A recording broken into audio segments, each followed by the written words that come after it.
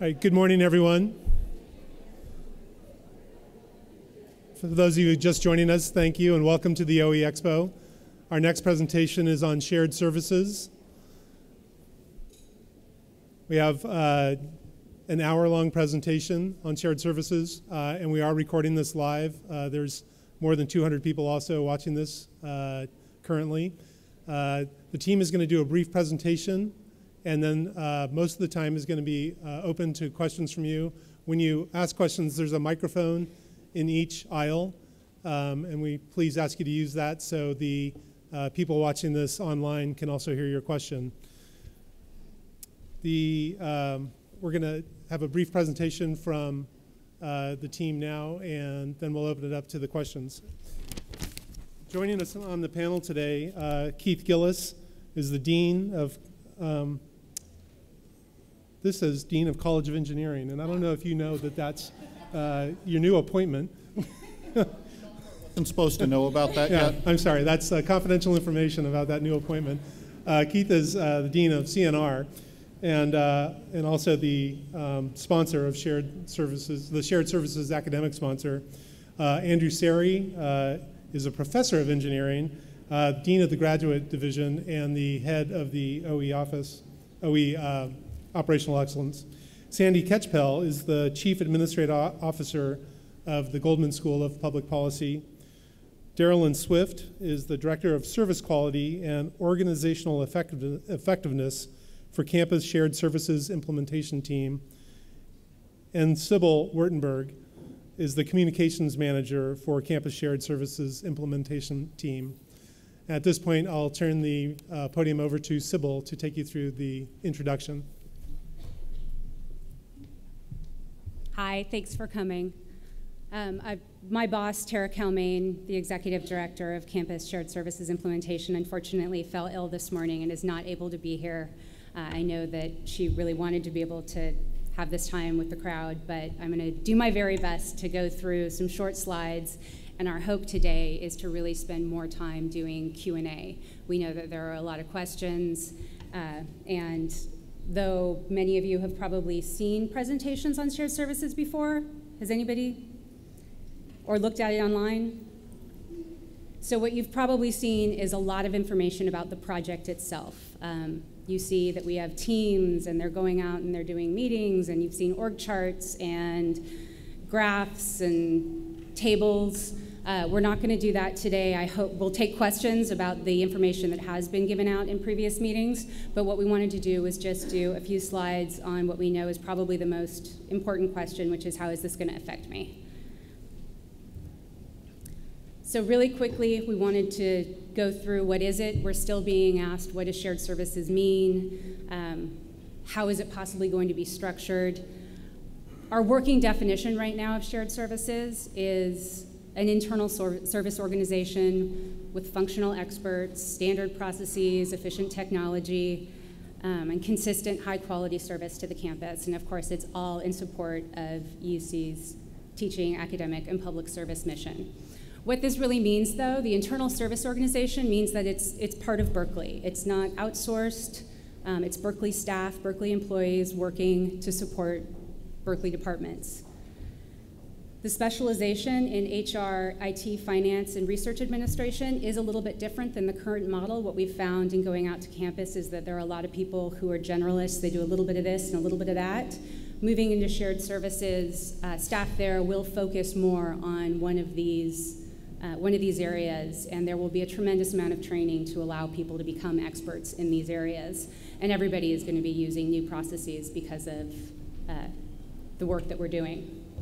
The standard processes, again, making something the same campus-wide.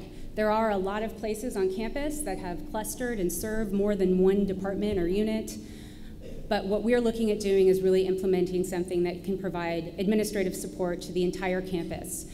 There are definitely parts of things that need to be different in different parts of the organization, and that will still be taken into consideration. All that shared services is looking at doing is what can be shared, what common work can there be across the campus, and that's what we're calling shareable work.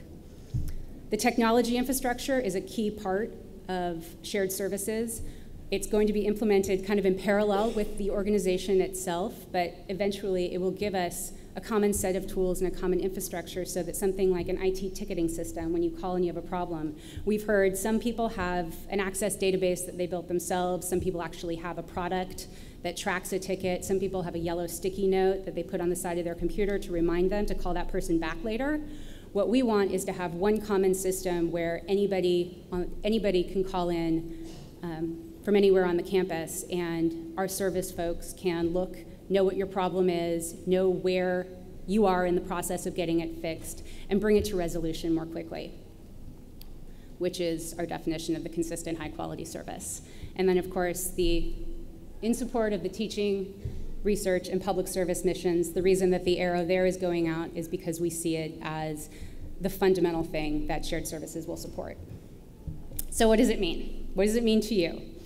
There are some things that are going to be fairly common in terms of what it means to the Berkeley community, and we've put them up here. Staff roles and the processes will change. People who do the work and the way that they do it are going to change. And we'll talk a lot more about that, I'm sure, in the Q&A of what that might look like. It will be different in every department. It's going to be incredibly unique to each individual. But we hope that having simpler and standardized processes campus-wide are going to make your lives easier. These are going to be built on best practices that staff has already developed, like I was talking about the Access database. If that turns out to be the very best way to track tickets, that's not something that we would throw out and buy a new system for. We're looking for what already works on campus, and we'd like to be able to build on that.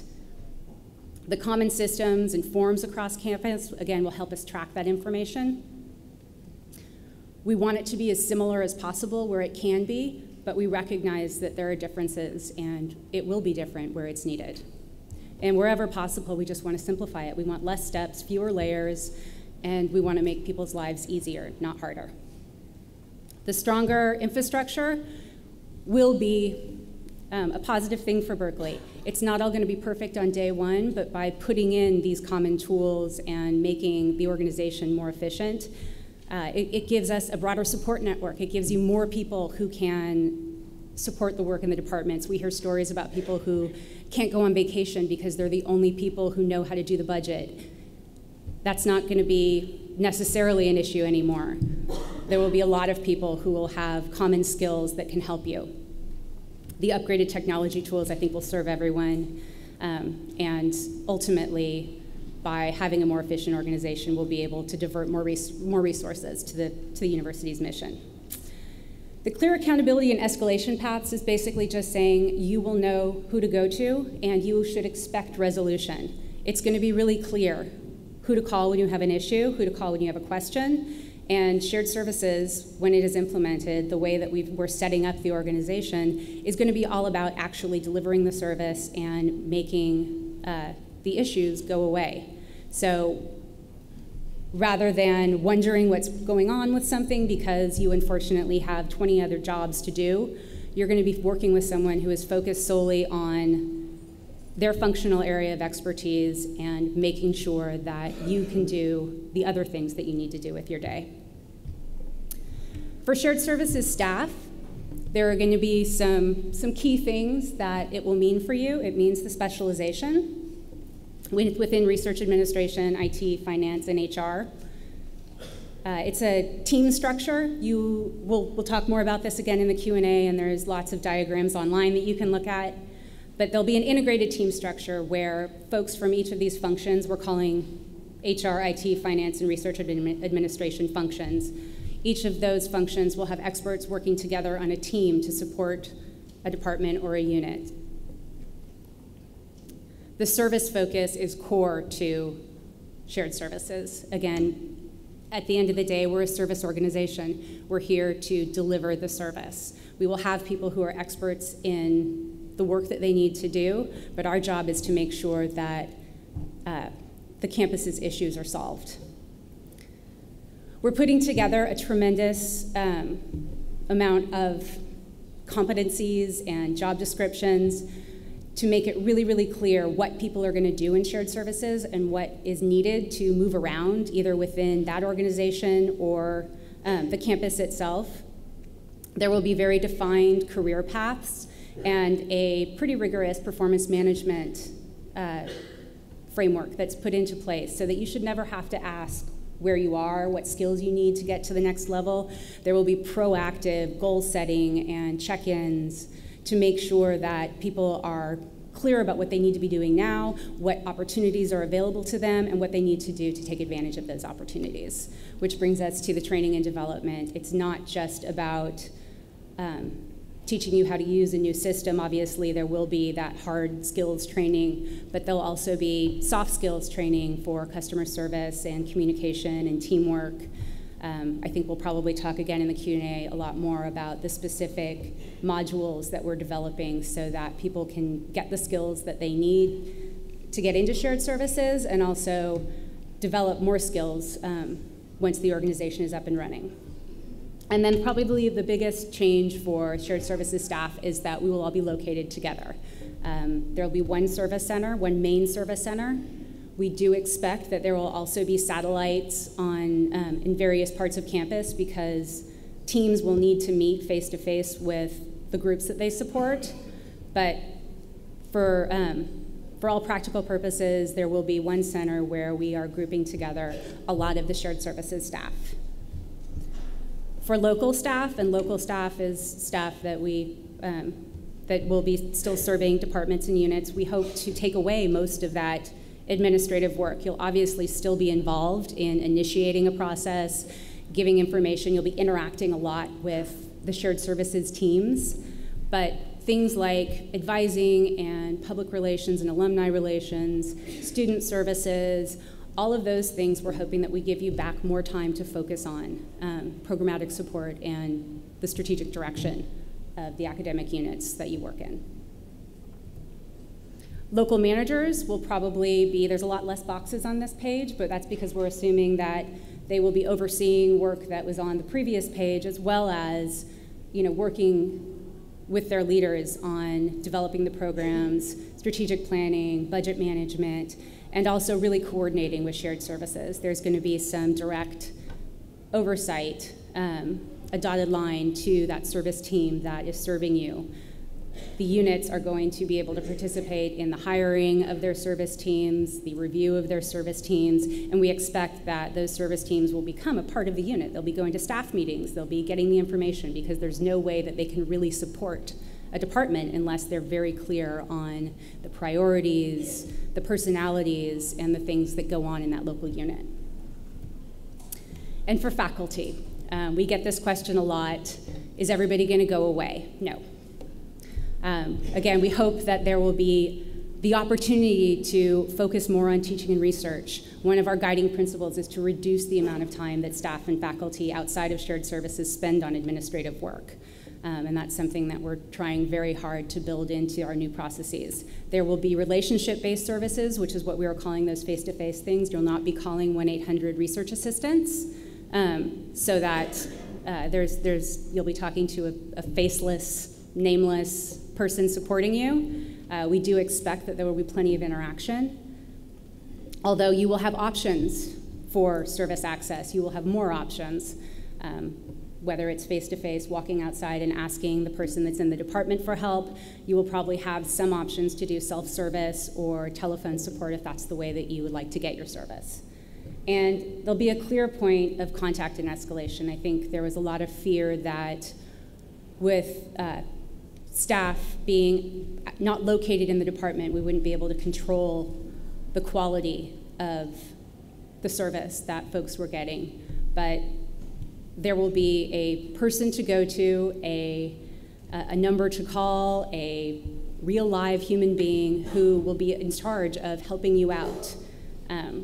And one of the things that the Shared Services Director will also be doing is proactively going out to units, both academic and administrative, and asking you how things are going so that we don't have to wait until there's a problem.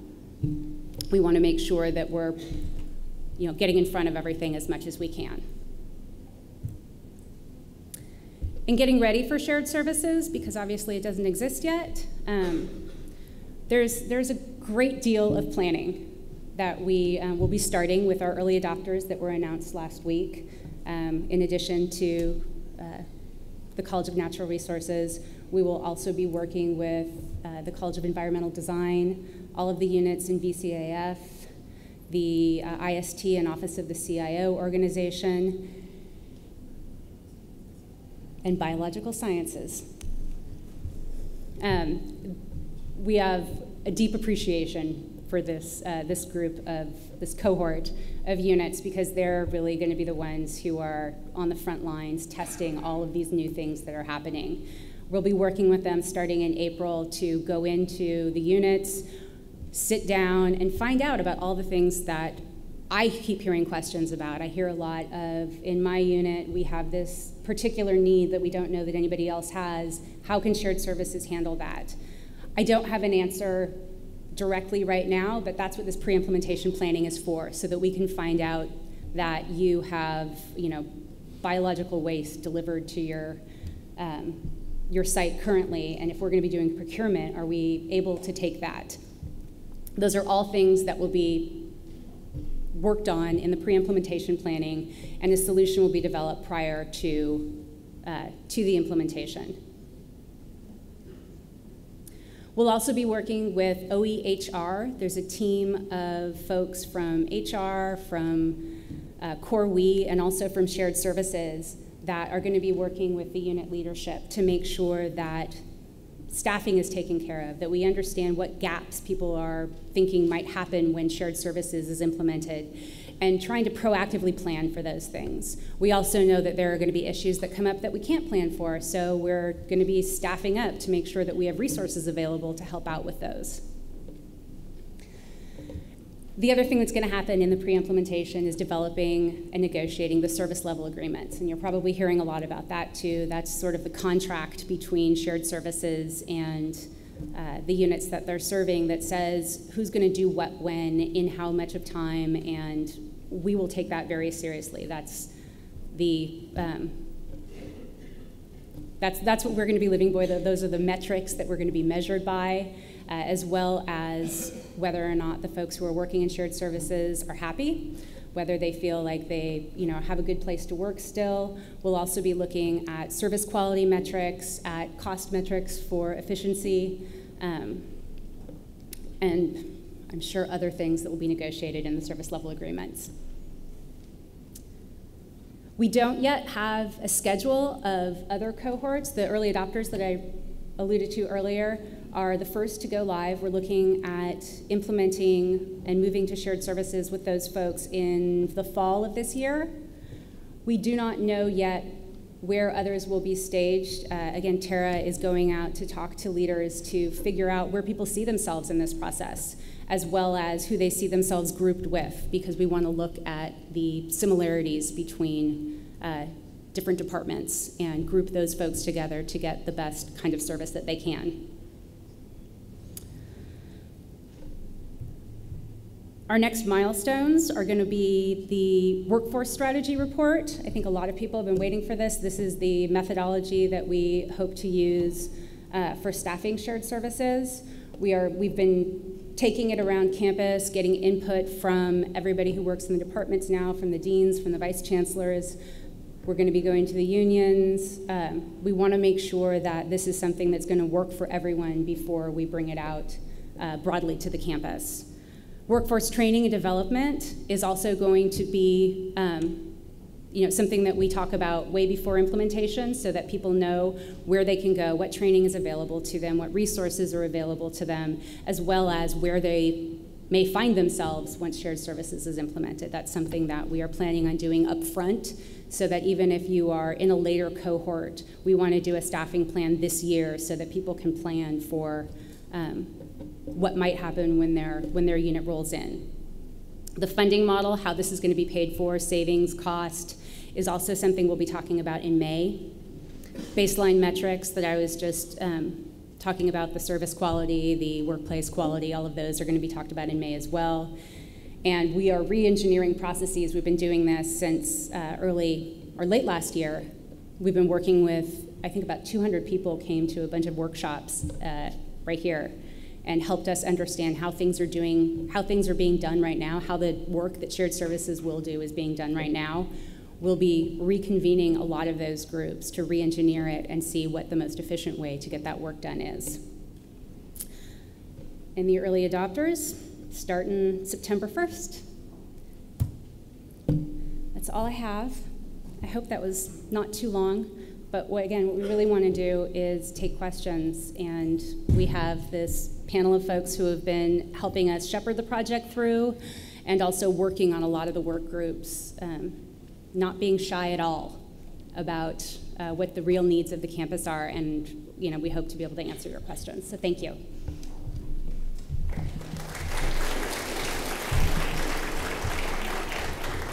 So we have about a half an hour for questions, and ask you to use the microphones in the 2 aisles. And if we run out of time, the team will be available for the next half an hour in the lobby to answer your questions one-on-one. And we also encourage you to use the evaluation forms on your chairs to submit any written questions and leave them in the back of the room, and we'll make sure they get answered. So with that, does anyone have a question?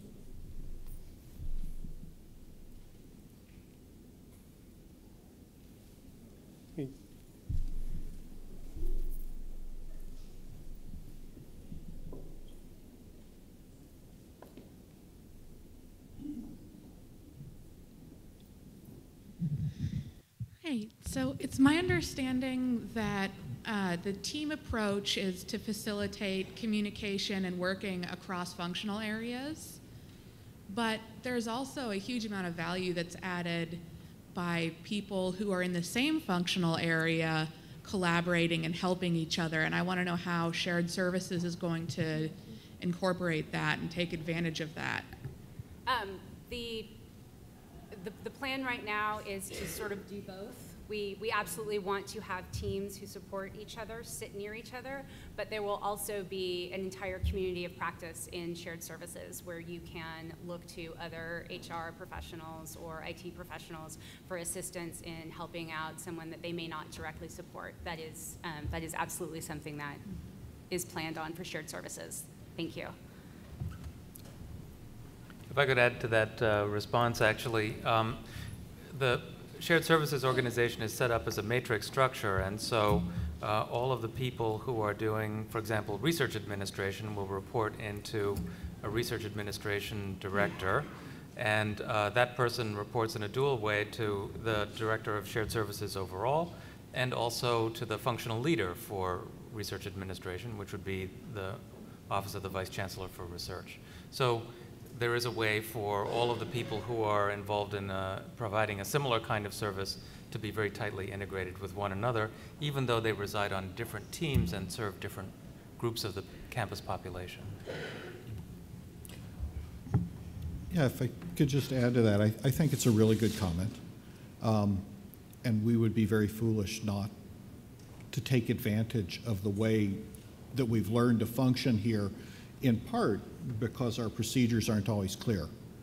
That, I'm a former programmer, and I would have never gotten through the code I wrote for my dissertation if I couldn't turn to the guy who was working on a very different program. I was working on the paper industry, he was working on Aspen growth and yield simulators, but turn him and say, I'm not getting it here, and get some help from someone that knew enough similar stuff to help me with the problem. And that's a big challenge, I think, why I don't think we would want to try and do this in one precipitous plunge for the whole campus, because in effect we are rewiring the interpersonal networks in the end that help us all function. So it's a very good comment. I saw the hand over here.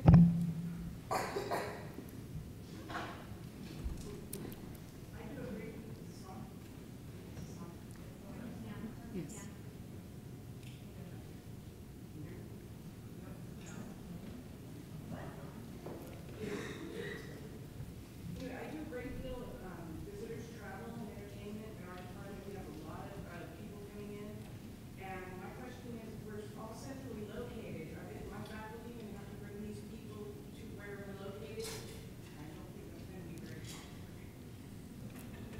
I don't believe that that is the intent at all.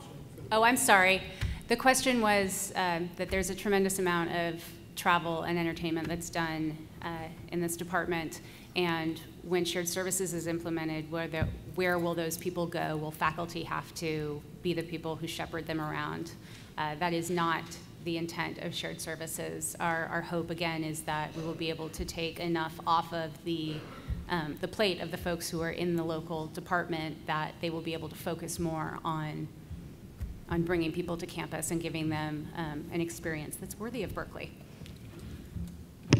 I think I'm inferring part of your question is functional in terms of how well we're set up to allow someone to deal with travel and entertainment. And, you know, it's one of those areas where realistically, can you do everything at once? And I don't think, you know, there have been presentations on bear buy and that part of the finances earlier today.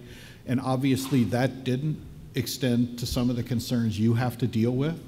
And I think that says there's a lot of systems that we still have to go back and redesign the support for people that are in the units to make it easier. My staff and I rip our hair out regularly on the difficulty of travel and entertainment, you know, which in part is based on the very appropriate public scrutiny of when we spend money on something that looks like a frill to the outside world. Because we're spending public money and we have a responsibility to be accountable. But sometimes the mechanisms feel like they could be improved. But that's not shared services yet to go into facilitating that very difficult part of the administrative services of running an academic program. Well, Andrew's asked that I come in on this one. From the unit perspective, an awful lot of our receipts and so forth end up in mailboxes, and then they're scanned. So one of the technology enabling pieces is that we're going to make sure that every unit, we've heard some units don't even have scanning technology. So the assumption that we can simply email something for a department that has turned off their phones or doesn't have scanning technology is problematic. So we're aware that there are really haves and have-nots, and one of the things we're working very hard on is to make sure that some of that gap is closed. I also think this is one of the reasons that we've evolved this idea of satellite offices on campus, so that people from the shared services team can come to the campus and meet with visitors face-to-face if they're doing things like visa processing or H-1B interviewing to make sure that the forms are filled out properly. So we're very well aware that on some of these things it's much more efficient to be face-to-face than an endless trail of email. So the satellite offices are going to be there for that reason. And also from a shared services standpoint, as we look at all of our processes, not just the one that you've mentioned, but all of our processes, we've already done some process mapping to see where the activity belongs, or where it's being done now. And then we'll turn around and we'll look at doing a process redesign so that we can work with the departments and look at all of the workflow, see where it is happening now and what really makes sense. So we haven't gotten to that level of detail just yet, but do know and feel comfortable that we are working toward looking at all of the activities and looking at the entire process redesign and making sure that where the activity is held is where it makes sense.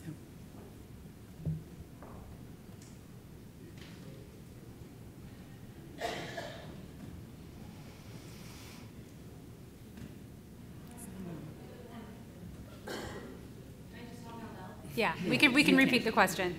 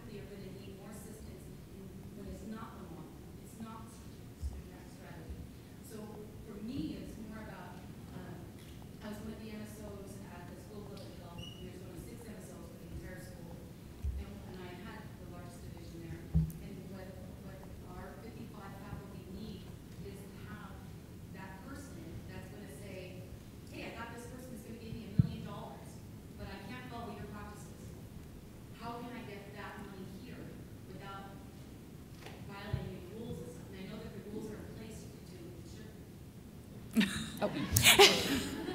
I know that the rules are in place to ensure that we have audibility and risk, everything is covered under us, because I understand we're the University of California, Berkeley, #1. But my thing is really about, I think the most faculty have is that I used to come to you, Carol, because you're the MSO, and you're the one who talks to whoever to get it done. So if the MSO's not there, and if we have a satellite place or we have something else, I want to go to one person. That's pretty much what I get all the time. So, I always say, well, I'll let you know who that person is.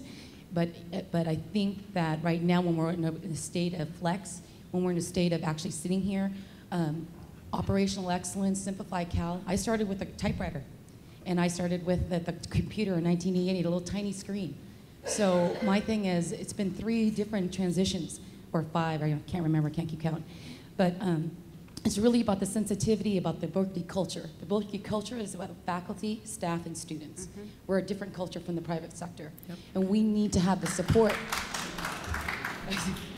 And we need to have the support of any group coming in that's going to talk about how you're going to support us and how it's going to transition so that we calm the Berkeley culture that's here, that's qualified, that we can promote within, develop within, move our people who have been here to actually help us so that we can make everybody happy.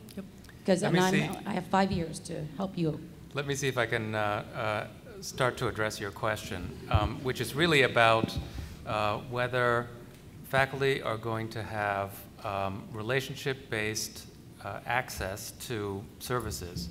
So by virtue of my faculty appointment in engineering, I'm a member of, or a client of, the Engineering Shared Services Organization, ERSO, which does pre- and post-award research administration primarily, and some aspects of HR and some other things.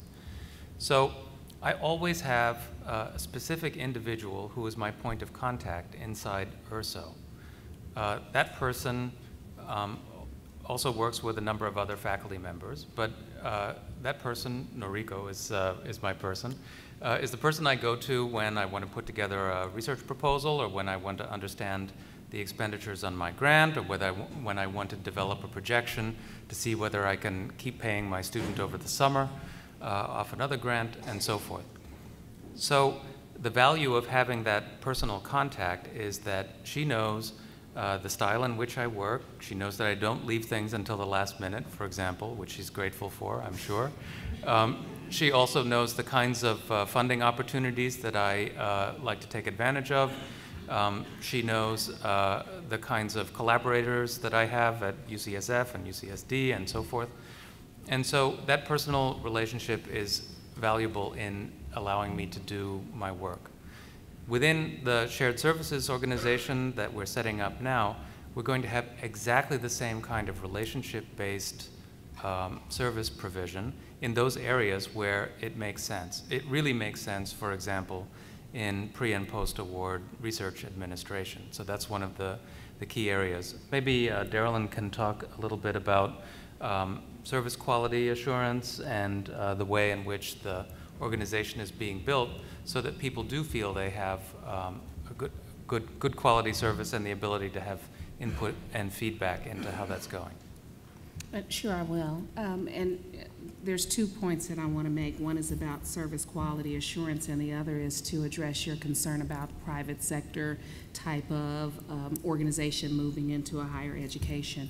But first, I'll address service quality assurance. You know, as Andrew said, there are some types of services that are more transactional based, and there are some that are more relationship based. So one of the things that we're doing is we're working with campus leadership to determine which is relationship based, which is more transactional based. And even though we said earlier that everyone will be co-located in a single structure, there will be some that will remain in the departments because it is very key that they have that relationship with the person that they work with. We haven't finalized what that is or who those people will be, obviously, but it's important to note that we are looking at it at that level, relationship-based versus transactional-based type of services, and where people need to be located based on that factor. The other piece that I wanted to address is your concern about, bringing in a type of organization that might model that of a private sector. And what we've done is we've worked hard to not do that. So we've looked at other universities who've already implemented shared services organizations and worked with them. We've gone to visit some. We've had robust conversations with them to say, how does this work in a university setting? So we haven't even tried to model how shared services is in private sector. We're building it from the bottom up on how it would work in a university such as Berkeley. And it's important for us to also, as we start to build that, make sure that we focus on the service piece of that and the quality piece of that, and ensuring that we have the right processes in place, the right standardization, the right performance pieces, the right resources that we need, looking at our people and ensuring that we have career pathing. So we're looking at it at all various levels and building it from the ground up, and we're definitely not taking it from an already established model that's from the private sector. Darylyn, can I add something? Yes. So Carol, one of the things to keep in mind here is that the people who will be staffing these shared services are the very same people that are doing the work right now. Mm-hmm. It's not like we're going out and recruiting people off the street corner, for the most part. I think to keep in mind that we have a devoted base of staff here who care deeply about their faculty and their students and their program. And I don't think that's going to go away simply because a reporting line might change a little bit, and that we provide our staff better training, and we provide our staff more resources and more technology, and we give them colleagues with which to work. I really do think that there is going to be a better evolution of how this works as we go forward. There will be these relationships. It will still continue, and there is some discussion about how we can minimize the upheaval, right? We're very concerned about the human piece here because we're real clear that that's the soft stuff that's going to be hard to get exactly right, but we're not in any way ignorant of it, and it is a very strong value that we're exploring in this process.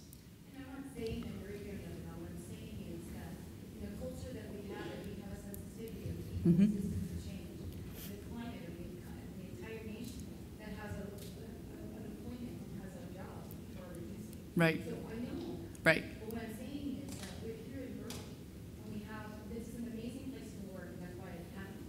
Yep. So we want to keep it to be an amazing place to work. That's not, I don't think, going to change. There will still be departmental people who do some of this work. There will still be liaison functions because somebody's going to have to be able to sort of have the strategic picture about how the money fits with the people, fits with the research, fits with the overhead, fits with the hiring. Those kinds of strategic pieces are still going to be in place because the deans and chairs will not be able to do their work without it.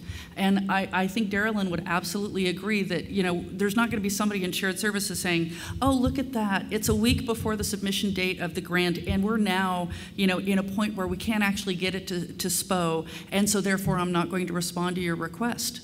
I think we're going to have those very same staff and those very same shared service teams saying it's a week out and it's, actually we're going to require the VCR approval just like we do now, but this is my faculty member and I'm absolutely going to do what's necessary to get him his money to hire his research assistants. So I don't care if the deadline is yesterday. I'm going to make an exception, and I might go to my team lead and we'll talk about how we can train the faculty member to communicate a little bit more clearly the next time around. Maybe we need to be surfacing some of these opportunities a little earlier in the process so that we don't have the same situation.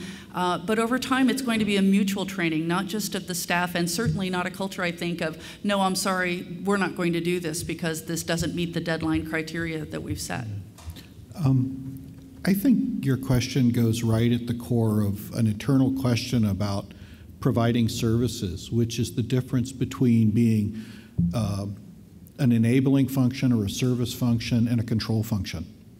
And one of the real problems that I have as a dean, and I think many administrators do, is that my predisposition as a faculty member who's still got an active research program, who actually has money in different service organizations on campus for my different grants, is I don't want to have to learn the ropes a lot, even if I'm quite capable of that. I want a simplified relationship. I want a service organization with a service culture to help me. On the other hand, the control function is also necessary. And one of the hardest things about academic administration on this campus is that we frequently have the same people performing the control function role and the service role. And one of the things for administrators that I think this change might help is it might allow administrators like me to put a little less time into the control function role as to what I have to do now. Because, you know, realistically now to create a good work environment for my staff, I have to have them know that I can be the bad guy. That when people are pushing the deadlines continuously or asking for something that's flatly impossible, they need to know that someone that's predisposed naturally to facilitation or service will stand there and say, no, this really can't be done, but exercise that role judiciously. And so that still has to be there, although I think if you look at the design of the sort of this matrix model and where the functional owners, like contract and grants sort of control units, HR control units, where they're at relative to this, I think it reflects trying to create an environment that will help the faculty. Because we've all been there. We've all had that beautiful phone call that comes in and says, I need to move this money in a hurry. And you want to be able to do it. On the other hand, we still have to have a work environment where it's possible for the staff to do that. I took some heat recently for putting out an email saying, I am extremely unlikely to approve your proposal moving forward to SPO if you won't get it to our people by this time, which they tell me is the minimum they need, right? So it's always going to be a balance, but I actually think there's a better balance between the service facilitation and the control functions under this structure than I currently feel in the way the campus is organized. One last thing on that topic, if I may. Is this microphone on? If it's green, it's on. If it's green, it's on. Okay, one last thing on this topic. I was mentioning the value and importance of a relationship-based provision of service in something like contract and grant administration. I wanted to point out also that the value of having things organized in a shared services organization is that there is backup available. So for example, I know I'm going to be submitting a proposal to the NIH on the June 5th deadline. It's about 2/3 written, but it's not completely done yet. I know that I have that deadline to work towards, but I don't have to arrange with my person in URSO please not to take a vacation for the 2 weeks prior to that submission deadline, because there are backups available. And so the people who are able to function as backups have all the access to all the same information and can help me finish the submission for that proposal. That's not the case in a department where everybody is focused on one single person. We hear time and time again stories of those key staff members who are unable to take breaks or unable to take vacations when they want to because of that focus of attention. Thanks.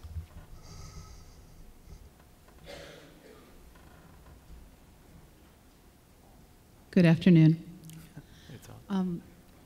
I wanted to ask a question about, and I have two comments too, a question about shared services as related to high performance culture.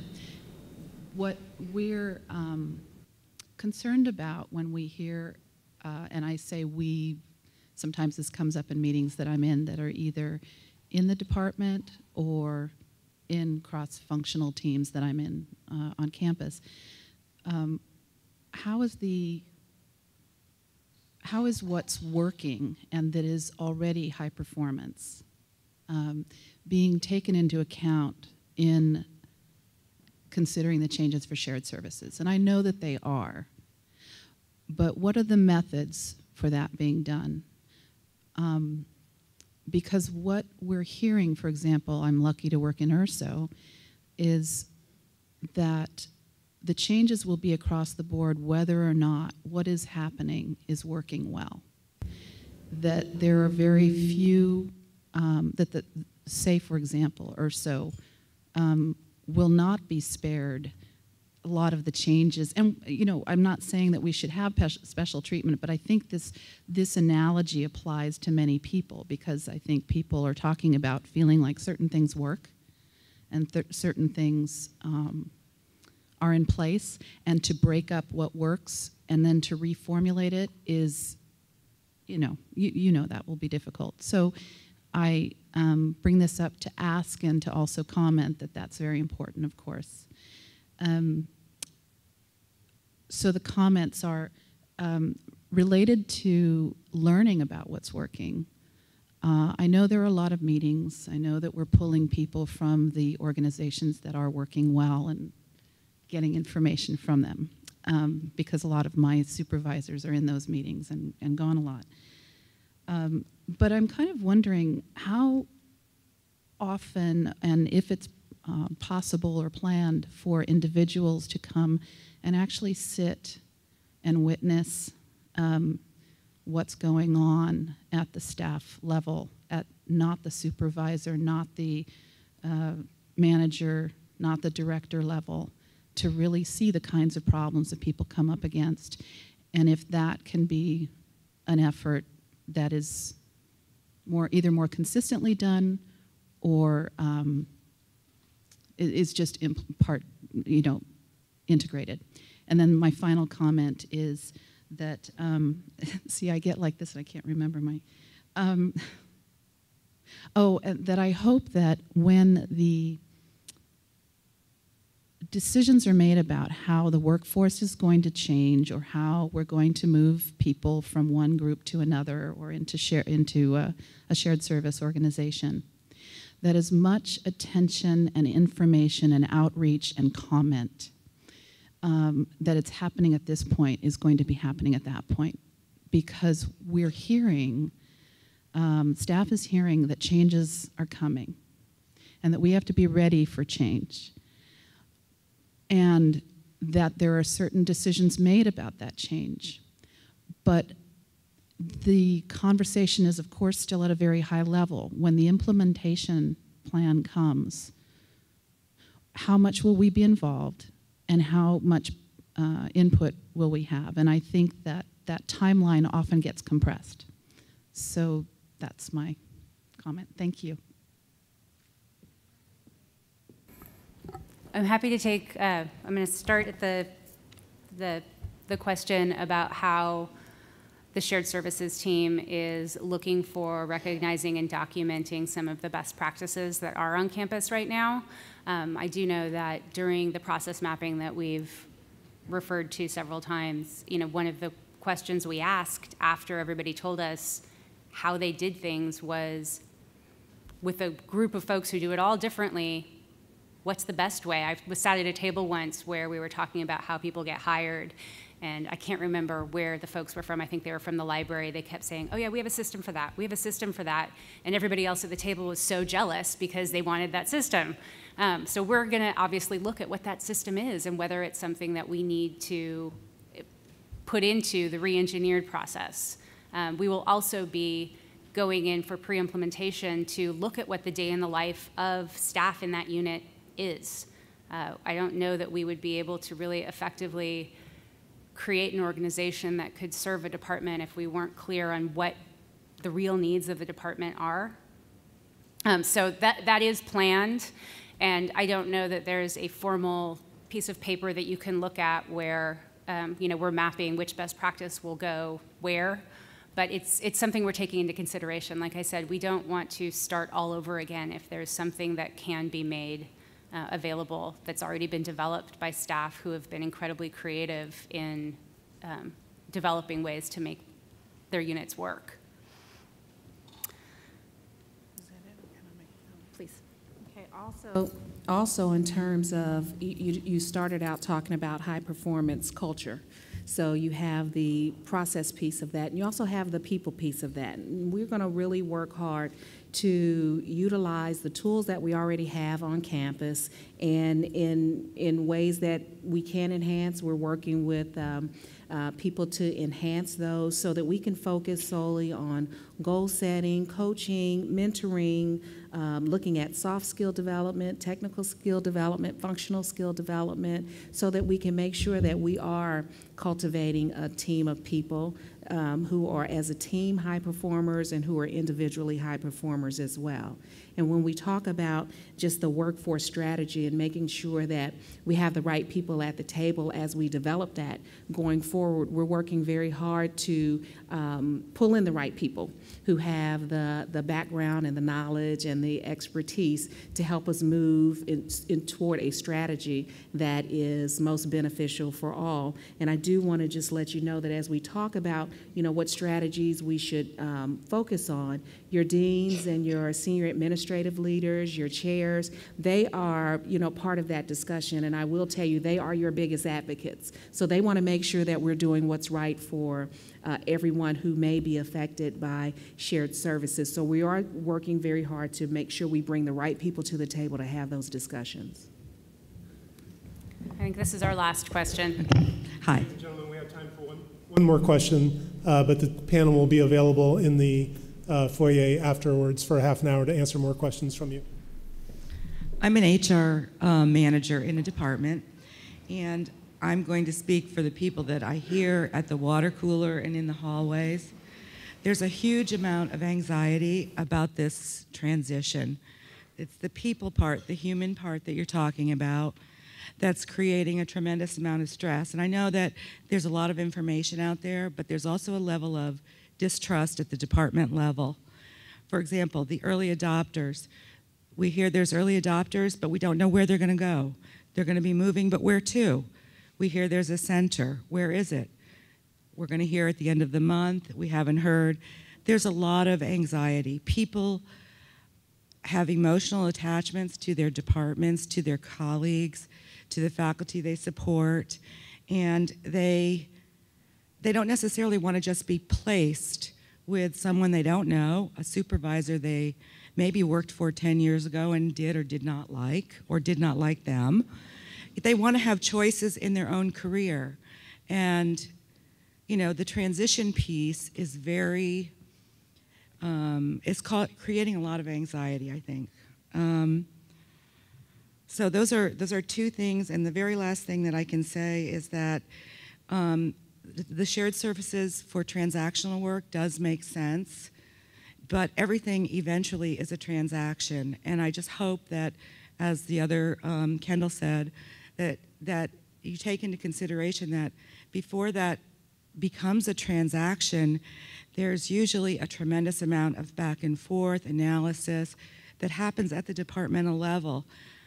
I don't know whether that can happen by phone or email or by a ticket, and so I hope that at least going forward that is something that's considered. That's it.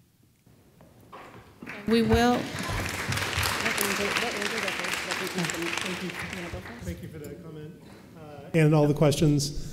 I wish that this could continue on, but we have a number of presentations scheduled back-to-back all day, so we're going to continue. The panel will be in the foyer for the next half an hour. I'd like to give them a hand for their time.